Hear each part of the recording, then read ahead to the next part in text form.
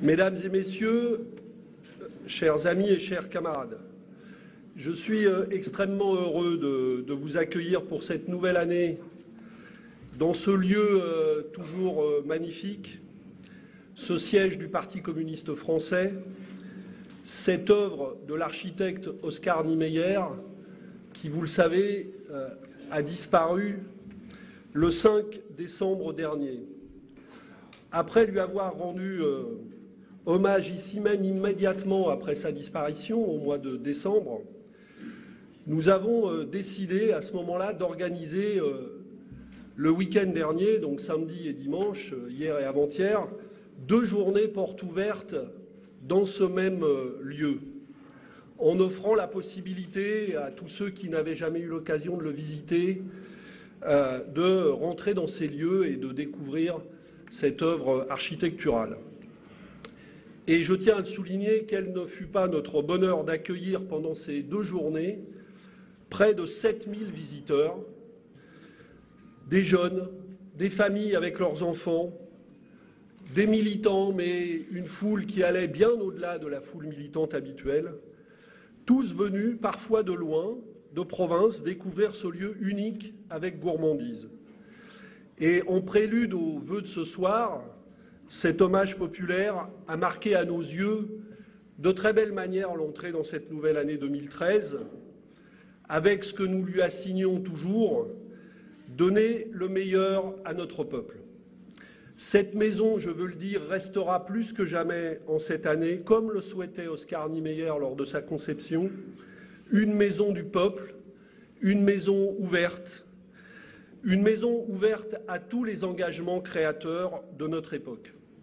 Et le succès qui a précédé cette initiative du week-end, le succès des initiatives du mois Aragon que nous avons organisé tout au long des mois de novembre et de décembre, nous encourage aussi dans cette voie. Et sachez donc, je veux vous le dire à tous qui êtes là ce soir, que nous allons amplifier ce mouvement et multiplier en 2013 les occasions politiques, mais aussi culturelles, de se retrouver dans ce lieu, dans ce bâtiment. Et je suis certain que ce sera pour vous, comme pour nous, une joie chaque fois renouvelée. J'aurais aimé poursuivre mon propos avec la même légèreté, mais cela me sera malheureusement difficile. Car à cet instant, je veux d'abord avoir une pensée pour 3 femmes hors du commun que nous connaissions bien et qui ont été froidement et lâchement assassinées il y a 4 jours à Paris. Dans la nuit de mercredi à jeudi, les corps sans vie de Sakine Sansis, de Fidan Dogan et de Leila Solemez ont été retrouvés assassinés dans les locaux du Centre d'information du Kurdistan. Le peuple kurde paie une fois de trop un tribut inacceptable à la lutte pour sa reconnaissance et pour la liberté. Leila avait 24 ans et animait l'organisation de jeunesse du Parti des travailleurs du Kurdistan. Fidan Dogan, que nous connaissions tous, connu de tous sous son, nous l'appelions Rochebine, avait 32 ans. Elle était la représentante en France du Congrès national du Kurdistan et dirigeait le centre d'information du Kurdistan à Paris, où nos 3 amis ont été tués. Et Sakine, réfugiée politique dans notre pays depuis 2007, avait 55 ans. Elle était une des cofondatrices du parti du PKK. Elle avait connu la prison, la torture, l'exil, mais elle ne s'était jamais abandonnée à la haine, au désespoir, et elle inspirait à toutes et tous admiration et respect. Elle était le symbole de la résistance des femmes kurdes. Ces 3 femmes de grand courage, de grande intelligence, je veux le dire ici, étaient nos camarades et nos amis. Elles étaient des démocrates et des militantes d'une cause juste, l'inscription dans la constitution turque de la reconnaissance des droits politiques et culturels du peuple kurde. Nous savons que ce triple assassinat s'est déroulé au moment de la reprise de pourparlers entre le gouvernement turc et le PKK, de pourparlers de paix, nous l'espérons. Une telle tragédie aurait dû permettre, je veux aussi le souligner, à ce que soit mise en lumière singulièrement dans notre pays la situation dramatique du peuple kurde et les violations des droits de l'homme dont il est l'objet et dont il est quotidiennement la cible en Turquie. Mais malheureusement, une fois de plus, dans trop de commentaires lus ces derniers jours, quand ce n'est pas le blackout, force est de constater que les stéréotypes mensongers perdurent. Je rappelle qu'en Turquie, le BDP, le Parti pour la paix et la démocratie, qui porte le combat politique de la reconnaissance du peuple kurde, remporte le suffrage universel partout où il présente des candidats. Ses représentants élus kurdes subissent la répression des autorités et les députés, comme les élus locaux, sont battus, emprisonnés, humiliés. On compte près de 9000 prisonniers politiques, près de 200 élus, des journalistes, des avocats, des étudiants ou de simples citoyens, parmi lesquels de très nombreux enfants. Les violences sur les populations se sont multipliées au cours des années. Parler kurde reste un délit. Voilà la réalité qu'on ne nous montre pas et que les clichés encore trop souvent lus ces derniers jours entretiennent de cacher cette réalité. La manifestation de samedi à Paris a pourtant rassemblé des dizaines de milliers de femmes et d'hommes, une foule immense de jeunes venus de toute l'Europe rendre hommage à leurs 3 dirigeantes et réclamer justice.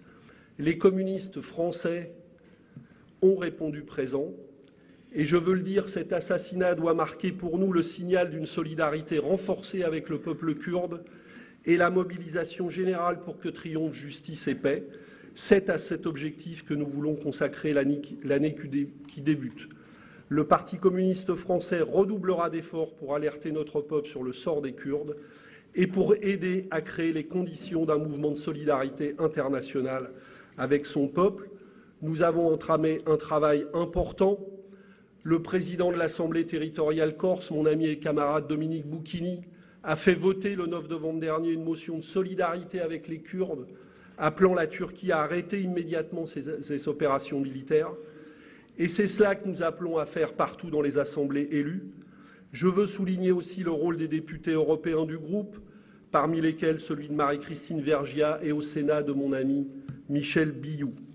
Je salue leur engagement, celui des militants du réseau PCF Kurdistan et des élus de l'ANECR, avec leur président Dominique Annaud, qui sont tous engagés dans cette cause. Le temps est venu de briser le mur du silence. Et permettez-moi un dernier mot sur la situation d'une de nos jeunes compatriotes, une franco-turque, Sevil Sevimli, qui est actuellement menacée de 32 ans de prison en Turquie pour avoir participé à une manifestation le 1er mai. Et je veux réitérer devant vous mon appel au ministre des Affaires étrangères, auquel j'ai à nouveau écrit il y a quelques heures, d'agir pour sa relaxe et son retour en France. Et le Parti communiste est représenté sur place par une délégation venue la soutenir. Je m'adresse à vous, les journalistes, que je remercie d'être présents ici à ces vœux. Ne laissez pas ces villes dans l'ombre. Ne laissez plus les Kurdes seuls. Leyla, Sakin et Rojbin ne doivent pas tomber dans l'oubli.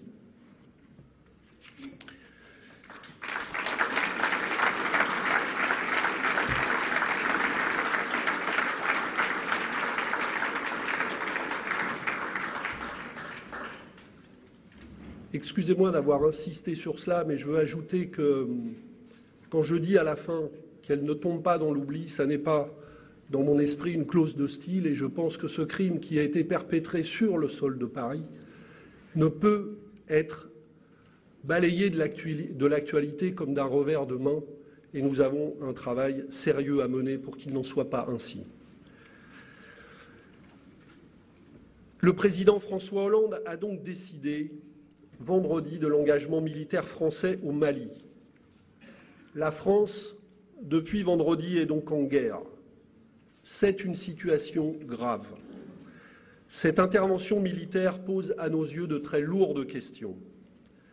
Le Premier ministre reçoit ce soir les présidents des groupes parlementaires, parmi lesquels Éliane Assassi et André Chassaigne, qui sont présents parmi nous ce soir, mais qui vont nous quitter probablement avant la fin de ces vœux pour rejoindre Matignon. Il les reçoit ce soir puisque, et c'est une première remarque que je veux faire, le déclenchement de l'opération s'est fait sans mandat ni débat au Parlement, ce que nous regrettons vivement. Je voudrais cependant dire ici quelques mots sur les réflexions et les choix politiques qui sont les nôtres à propos de cette situation. Le Parti communiste français a toujours pris parti contre toutes les formes d'intégrisme et par-dessus tout contre l'action ultra-réactionnaire des forces de l'islamisme politique radical, en particulier les groupes djihadistes dont une partie est liée à des réseaux criminels. AQMI, le principal groupe armé malien, est d'ailleurs aujourd'hui le prolongement direct, avec les mêmes chefs, des groupes terroristes algériens des années 90, le GSPC et le GIA, c'est-à-dire les organisations islamistes algériennes les plus violentes, favorables à l'installation d'une république islamique par la lutte armée. Il était donc logique pour notre parti qu'une aide réelle soit apportée aux autorités maliennes de transition. Et nous comprenons parfaitement le soulagement qui s'exprime au Mali avec le recul des djihadistes et donc le recul des dangers qu'ils faisaient peser sur la dignité humaine, sur la liberté et sur l'avenir du Mali lui-même. Mais si l'intervention militaire engagée peut stopper une offensive djihadiste, elle ne réglera pas le problème sur le fond ni dans la durée. Je le répète pour que les choses soient claires. Fallait-il laisser faire les groupes djihadistes? La réponse pour nous est claire, c'est non. Mais cela n'enlève rien aux très vives préoccupations qui sont aujourd'hui les nôtres. Il n'y a jamais de guerre neutre, sans conséquences humaines ni sociales. Il y a déjà de très nombreuses victimes, même si nous ne connaissons pas avec précision les faits. Permettez-moi aussi de souligner d'ores et déjà la menace vitale, maintenant évidemment accentuée, qui pèse sur les otages puisque les bombardements français visent ceux qui les détiennent. Nul ne peut dire, alors qu'il est, quelle sera la suite des événements. Nous n'en sommes qu'au début. Personne ne peut dire ni quand ni comment la phase nouvelle qui vient de s'ouvrir s'achèvera pour le Mali, pour les pays de la région, ni pour le monde. Le chef de l'État a précisé vendredi que l'intervention militaire ferait rapidement place aux forces maliennes et à celles de la CEDEAO. Mais quelques heures plus tard, le ministre de la Défense a parlé d'une opération et d'une intervention qui allait durer plusieurs semaines. Je veux surtout souligner qu'une telle intervention militaire est l'aveu d'un échec politique et d'une impasse. Elle porte souvent le risque d'une politique de domination pour des intérêts de puissance. Et chacun le comprend bien. Les guerres en Irak, en Afghanistan l'ont bien montré, il n'y a pas de solution politique militaire durable aux problèmes du monde actuel. L'enjeu essentiel aujourd'hui est donc de répondre à la question: comment reconstruire la sécurité et une paix durable pour le Mali et sa région dans cette situation? L'exigence est évidemment et doit rester, ça doit être la priorité, et celle d'une réponse politique pour la reconstruction de l'État malien, pour que ce pays trouve les conditions d'un vrai développement humain dans toutes ses dimensions. La France doit y contribuer dans le respect des demandes de l'État malien et des forces vives du pays. Cette réponse doit surtout être maintenant le fruit d'un mandat des Nations Unies, d'un mandat explicite et précis des Nations Unies et de l'Union africaine, dans le respect de la charte de l'ONU et avec des troupes africaines. C'est cela qu'il aurait fallu préparer depuis longtemps dans un cadre multilatéral, afin que cette intervention soit le fruit d'une responsabilité collective dans une légitimité internationale. Nous ne sommes en fait probablement qu'au début d'une crise devenue maintenant une guerre ouverte. Notre parti restera extrêmement vigilant et actif pour que ce soit la solidarité, l'amitié et l'intérêt du peuple malien et ceux de toute la région qui priment et qui soient au cœur des décisions à prendre. Cet objectif ne doit jamais être perdu de vue. Or, aujourd'hui, il faut le dire, rien ne nous garantit qu'il soit réellement et concrètement au cœur des engagements de la France. Et c'est sur ces points cruciaux qu'Éliane Assassi et André Chassaigne tout à l'heure, et par la suite nos parlementaires et moi-même, continuerons d'interroger le Premier ministre qui, semble-t-il, a annoncé en fin d'après-midi, enfin, un débat au Parlement. Mesdames et messieurs, chers amis et camarades, l'année 2013 ne sera pas un long fleuve tranquille, ni dans le monde, comme je viens d'en parler, ni en France. Nous voulons tout faire partout pour qu'elle puisse être une année d'espoir et d'avancée. Et je pense évidemment singulièrement à la situation en France.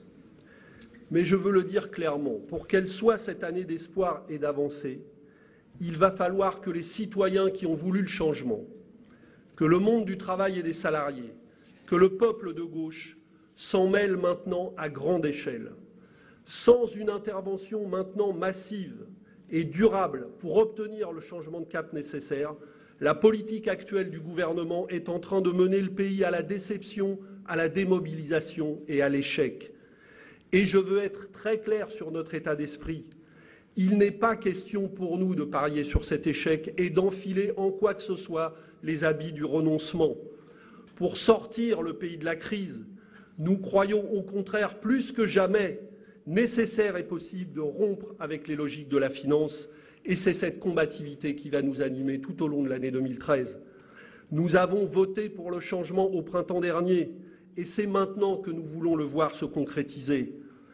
Alors permettez-moi de mettre à nouveau sur cette question les points sur les i, puisque, comme vous le savez, probablement vous en avez entendu parler, comme tout le monde, la petite vidéo mise en ligne par mes facétieux camarades de notre service communication a fait le buzz, comme on dit, et provoqué ces dernières semaines une avalanche de commentaires. Il y a même des responsables socialistes qui s'en sont vivement émus, dans des termes d'ailleurs qui n'honorent pas toujours les auteurs de ces déclarations. Il paraît, si j'ai bien écouté, que cette petite vidéo est trop critique, bien que finalement, je le rappelle, elle ne fait que rappeler les engagements du président pendant sa campagne. Il paraît aussi qu'elle manquait de propositions. Eh bien, si c'est cela qui fait défaut, pas de problème. Moi, j'ai décidé ce soir de venir les bras chargés de propositions. Des propositions dans lesquelles il suffira au gouvernement et à tous les parlementaires de gauche de piocher pour qu'ensemble nous votions des lois de progrès social au Parlement. Et je veux le dire avec netteté, toutes les propositions que je vais maintenant évoquer, nous pouvons les adopter au Parlement d'un jour à l'autre si la majorité de gauche le décide, et nous sommes prêts à travailler à cela. Parlons d'abord de l'emploi, puisque dans ses vœux à la nation, le président Hollande a déclaré vouloir l'inversion de la courbe du chômage. Il a déclaré vouloir en faire sa priorité numéro 1. J'aurais préféré, au passage, je le dis, qu'il parle clairement de faire reculer le chômage et la précarité et pas seulement d'inverser la courbe de la progression actuelle. Mais bon, partons de l'objectif affiché. Je veux être très direct sur ce point essentiel. Il n'y a à l'heure actuelle, et nous sommes loin d'être les seuls à le dire, ni au Parti communiste, au Front de gauche, mais beaucoup d'autres le disent aujourd'hui. Il suffit d'écouter les commentaires de très nombreux économistes et spécialistes. Il n'y a à l'heure actuelle aucune chance de parvenir à cet objectif avec les mesures qui ont été votées ces derniers mois et avec celles qui viennent d'être annoncées. Le pacte de compétitivité était déjà, de ce point de vue, une bien mauvaise nouvelle, parce qu'on voit mal comment 20 milliards de crédits d'impôt supplémentaires donnés sans contrepartie à des entreprises qui bénéficient déjà de dizaines et de dizaines de milliards d'impôts, d'exonération d'impôts sans jamais avoir favorisé l'emploi, on voit mal comment cette mesure pourrait aller dans le bon sens. Elle avait d'ailleurs, le pacte de compétitivité, cette mesure, pris à revers nombre de forces à gauche, y compris au sein du Parti socialiste, bien au-delà du front de gauche. Mais ce qui vient de se passer vendredi n'est pas fait pour nous rassurer, c'est le moins qu'on puisse dire. L'accord signé sous pression du gouvernement, accord soi-disant historique, ne l'est en aucun cas, sauf peut-être pour le MEDEF, qui n'en espérait sûrement pas tant 9 mois après la défaite de Nicolas Sarkozy, mais sûrement pas un accord historique pour les salariés. Et Michel Sapin, qui a défendu dans le journal du dimanche d'hier cet accord, devra user de beaucoup de salive pour nous convaincre, et les salariés avec, et leurs syndicats avec, que cet accord emporte l'intérêt général, comme il dit, et qu'il devrait être adopté tel quel au Parlement. J'invite tout le monde à y regarder de plus près et nous allons nous employer à informer le pays tout entier de ce que contient cet accord. On affichait dans ces discussions l'ambition de la sécurisation de l'emploi. On débouche en vérité sur la sécurisation de la flexibilité et du licenciement. On annonçait qu'on allait taxer les contrats courts et on cède en contrepartie une nouvelle exonération de charges patronales sur tous ces contrats. On annonçait la démocratie sociale et on débouche sur la présence d'un ou deux salariés possibles dans les conseils d'administration des entreprises qui comptent plus de 10 000 salariés dans le monde ou 5 000 en France, soit environ 200 entreprises concernées tout au plus. Et pour couronner le tout, les entreprises auront 26 mois pour mettre en place les modalités que les AG d'actionnaires devront d'abord approuver, et presque tout est à l'avenant. Mais pire encore, le gouvernement semble maintenant décidé à empêcher toute discussion réelle au Parlement en lui demandant de transcrire en l'état l'accord signé. Eh bien, je le dis clairement au gouvernement, pour nous, il n'en est pas question. Et il y a deux bonnes raisons pour cela. Pourquoi une majorité de gauche devrait-elle adopter un accord qui fait reculer les droits des salariés? On va nous dire, au nom du respect de la démocratie sociale, eh bien c'est précisément la seconde raison pour laquelle nous allons refuser cet accord, parce que cet accord, en ne recevant pas l'agrément de la CGT et de Force ouvrière, et je ne parle pas des forces syndicales importantes qui n'étaient pas autour de la table, cet accord n'est en réalité pas conforme à l'esprit d'accords majoritaires qui devrait être scrupuleusement respecté par une majorité de gauche digne de ce nom. Il semble donc qu'une nouvelle fois, le gouvernement soit tenté par l'argument d'autorité qu'il utilise déjà à l'adresse de ses propres troupes parlementaires. Eh bien moi, ce soir, je propose une autre méthode. Et là aussi, puisqu'on nous parle de propositions, je fais des propositions. Je lance donc un appel ce soir aux parlementaires de toute la gauche. Et je leur dis, ouvrons à notre tour, en lien avec les salariés et leurs syndicats, en lien avec tous ceux avec lesquels nous pouvons travailler dans le pays, le chantier d'une vraie sécurisation de l'emploi. L'accord MEDEF-CFDT, puisque c'est de cela qu'il s'agit, ne peut en aucun cas brider le travail législatif qui reste souverain dans une démocratie. Les salariés ont besoin d'une véritable sécurisation de leur contrat de travail. Eh bien, travaillons au Parlement à la pénalisation de tous les CDD et des contrats précaires, en alourdissant les cotisations sociales patronales sur ces contrats et en imposant une surtaxe aux entreprises lorsqu'elles emploient un nombre de CDD trop élevé. Et je veux faire à ce propos une mise au point à l'adresse de Madame Parisot, qui, comme ses amis de l'UMP, se perd souvent dans les chiffres. Ce n'est pas la fonction publique, encore qu'il y ait beaucoup à dire sur la précarité dans la fonction publique. Mais ce n'est pas la fonction publique, contrairement à ce qu'elle a déclaré, qui est responsable à elle seule de l'explosion du nombre de contrats courts dans le pays. Je rappelle que c'est dans le secteur marchand qu'on est passé de 5,7 millions de CDD de moins d'un mois en 2000 à 10,6 millions de CDD de moins d'un mois en 2011, soit une augmentation de 85%. Et c'est au secteur privé qu'on doit 75% de la hausse du nombre de CDD en 10 ans.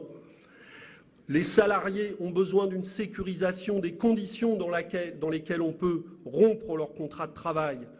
Travaillons au Parlement à interdire les licenciements boursiers, à interdire les ruptures conventionnelles du contrat de travail, à réviser les modalités de licenciement économique pour éviter les licenciements massifs répétés. Les organisations syndicales dans les entreprises doivent bénéficier de pouvoirs d'intervention étendus dans les comités d'entreprise pour suspendre les décisions de licenciement des employeurs et faire valoir leurs contre-propositions.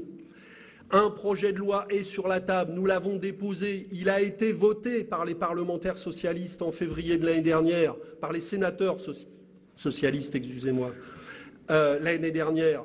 Qu'attend-on pour remettre à l'ordre du jour ce projet de loi, pour le discuter, pour l'enrichir encore, puisqu'il est probablement insuffisant? Nous avons entamé nous-mêmes des discussions avec les syndicalistes sur ce sujet.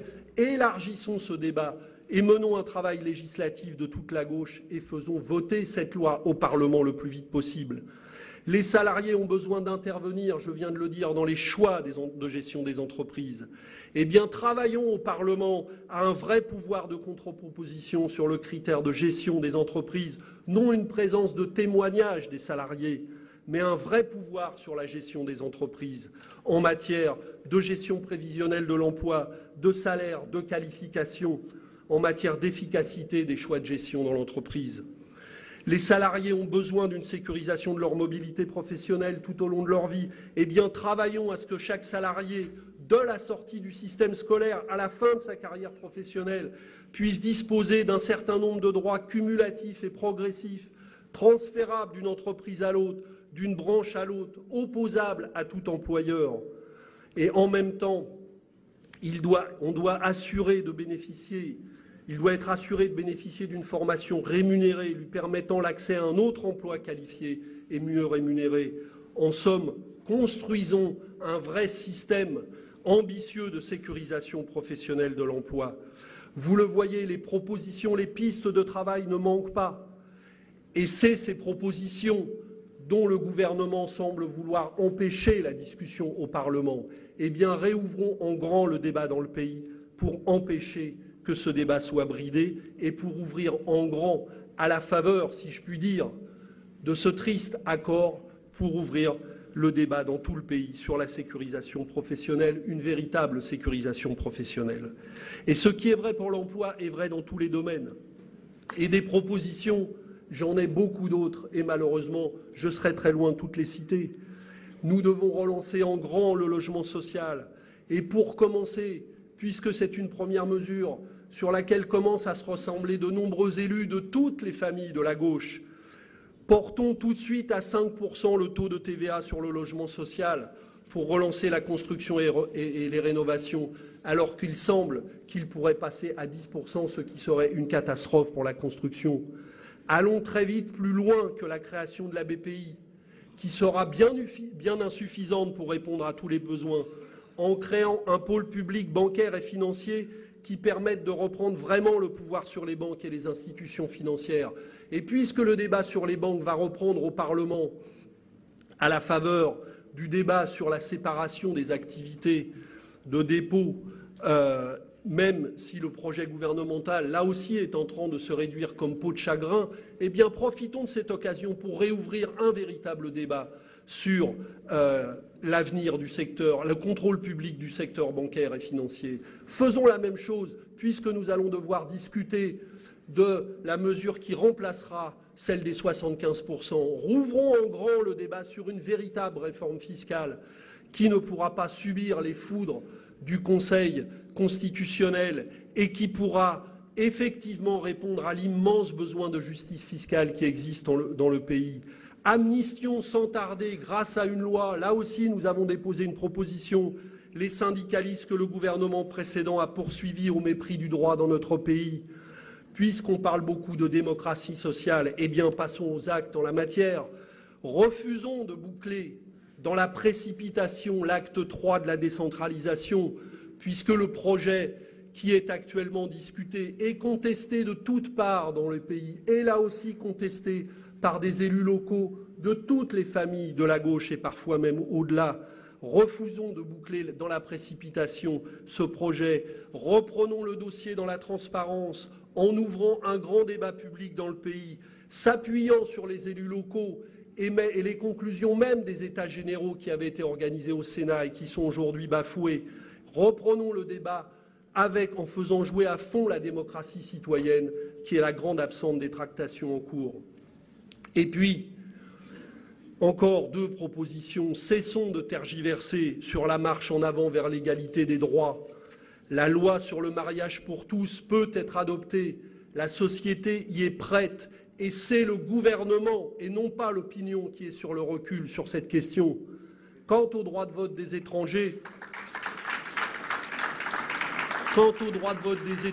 lançons effectivement une campagne de mobilisation nationale qui permettra son adoption avant 2014 et cessons de laisser le gouvernement enterrer cette proposition pour la troisième fois pour un gouvernement de gauche. Quelle honte! Oui, voilà ce que nous souhaitons à la France, nous, pour 2013. une année d'avancée sociale et sociétale, une année de progrès humain avec la gauche, une année de lutte et de rassemblement utile à notre pays, à l'Europe et au monde. Nous sommes prêts au travail en tout domaine dans l'intérêt de la France. Et ces propositions, et beaucoup d'autres que je ne peux pas développer ici, nous allons les porter toute l'année qui vient, avec toutes les forces du front de gauche, dans une grande campagne nationale qui fera le pari de démontrer la valeur de nos alternatives et d'unir autour d'elles. Et je veux saluer parmi nous tous les représentants du front de gauche qui sont là ce soir. J'ai vu Christian Piquet, j'en ai vu beaucoup d'autres, excusez-moi de ne pas tous les citer. Je veux excuser, parce qu'ils m'ont demandé de le faire, Clémentine Autain qui ne pouvait pas être là parmi nous ce soir, et Jean-Luc Mélenchon qui, avec Patrick Le Yarrick, qui lui aussi est excusé, ils sont tous les deux au Parlement européen. Oui, cette campagne nationale que nous voulons lancer avec le front de gauche, l'alternative à l'austérité, c'est possible, c'est le thème de cette campagne, sera dans l'année 2013 le point de ralliement de toutes celles et de tous ceux qui ne renoncent pas au changement. Les parlementaires de nos deux groupes, nos élus de toute collectivité joueront à nouveau dans cette bataille un rôle très important. Et je peux vous dire qu'ils sont mobilisés à fond pour faire entendre ces propositions. Ils sont disponibles à tout moment, nous sommes disponibles à tout moment, je le redis, pour des pas en avant. Et je tiens ici à rendre hommage à nos parlementaires, à leur action déterminée, à la clarté de leur choix, comme à leur esprit de rassemblement et d'ouverture, à leur esprit de proposition. Nous lancerons la campagne du Front de gauche dont je viens de parler lors d'une conférence de presse demain. Et le premier meeting national de cette campagne aura lieu à Metz le 23 janvier, en présence, c'est maintenant confirmé, de tous les dirigeants du Front de gauche, au cœur de cette Lorraine industrielle et sidérurgique qui lutte depuis des mois pour le redressement productif de notre pays. Et nous en sommes fiers, ce seront les sidérurgistes de Florange, en présence de nombreux syndicalistes de la région, qui ouvriront ce beau meeting de lancement de la campagne nationale du Front de gauche. Ce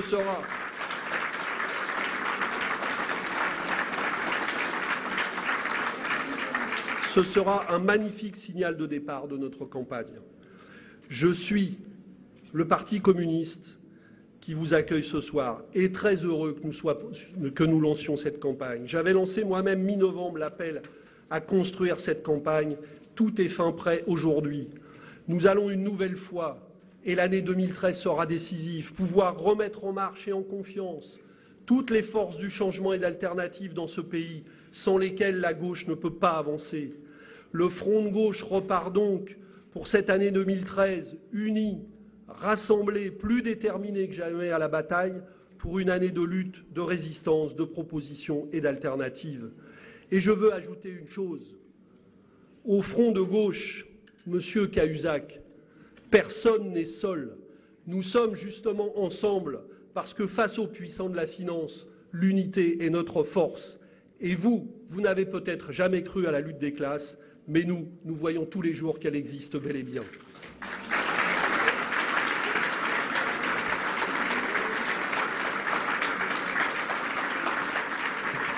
Je veux dire aussi que nous n'entendons surtout pas dans cette campagne, que nous abordons avec beaucoup d'ambition, camper sur les lignes de crête établies au terme de la campagne présidentielle.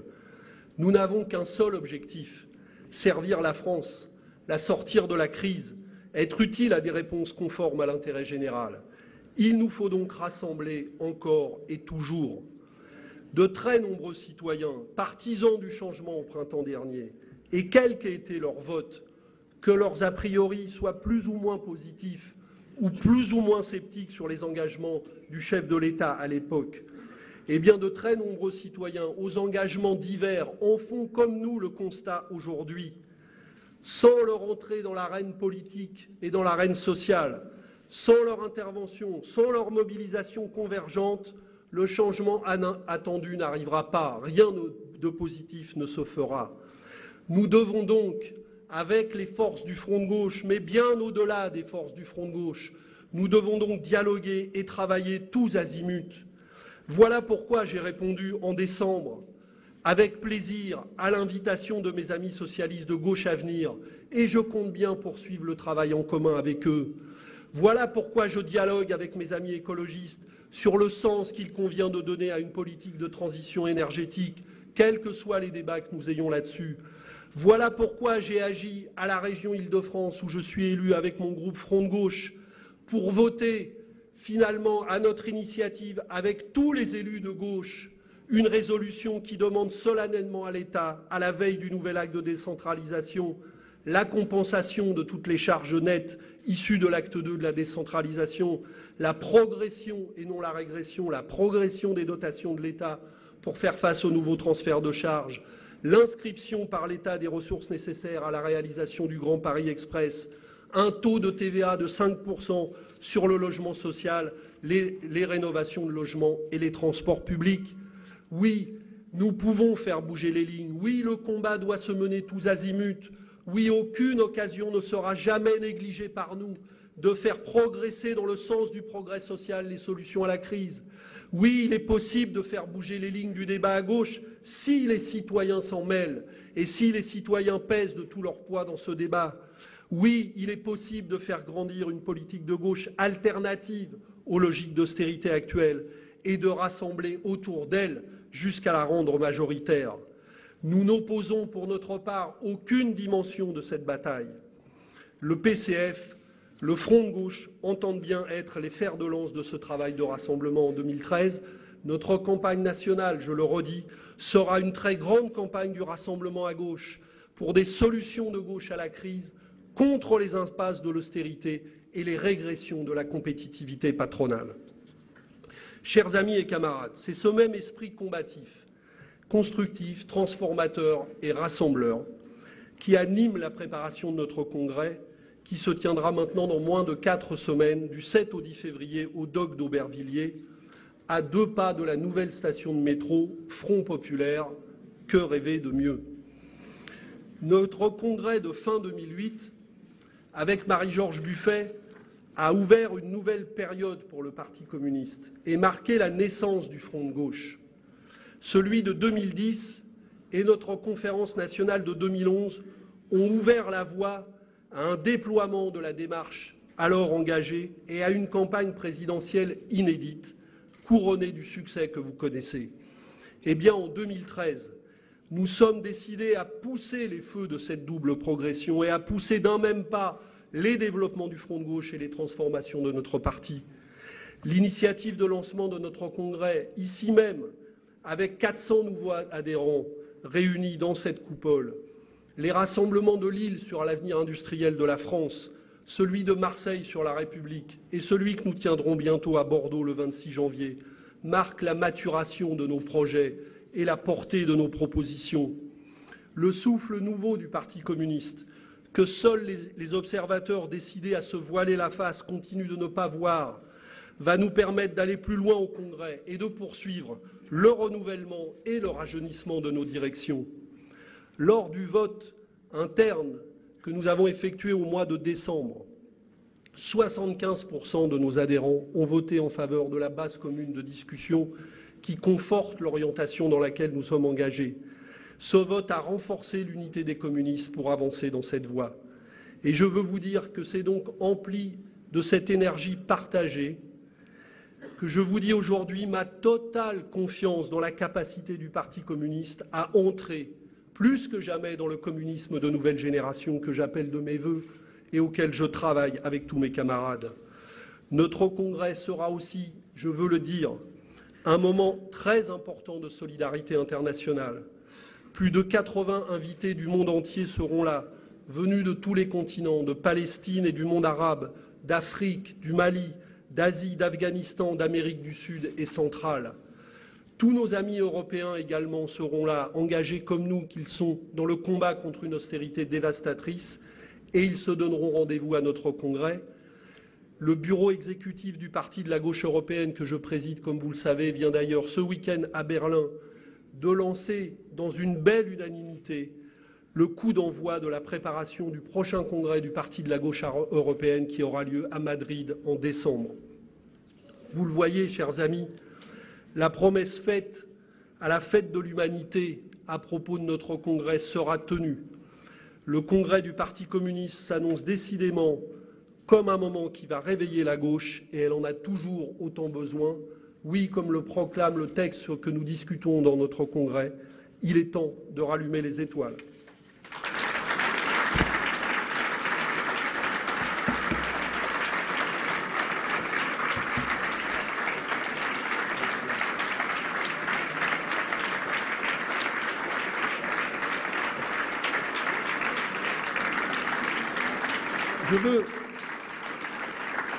je veux, si vous le voulez bien, ajouter un mot amical à l'adresse des journalistes qui sont présents, puisque c'est aussi l'occasion d'adresser à la presse, aux journalistes qui nous ont fait le plaisir d'être là ce soir, mes vœux de nouvelle année. Je veux leur dire que nous avons ensemble, chacun dans nos rôles respectifs, et vous savez pour des raisons professionnelles antérieures combien je suis attaché à l'exercice de ce beau métier, nous avons, je crois, beaucoup de combats communs à mener pour la rénovation du pluralisme du débat et du pluralisme de l'information et des idées dans ce pays.